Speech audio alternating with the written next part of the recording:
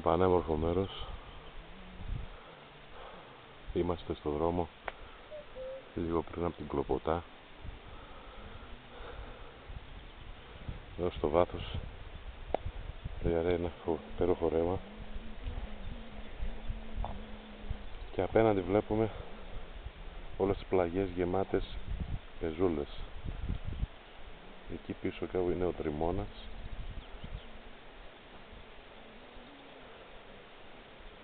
Ψηλά επάνω είναι η κορυφή του Μελιού.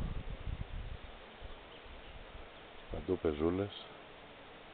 Και αυτή η κορυφή στο βάθος τριανταφυλλιά. Υπέροχα μέρη. Ήρθαμε για μια βολτίτσα σήμερα, περπάτημα. Παντού ακούγονται κουδούνια από γίδια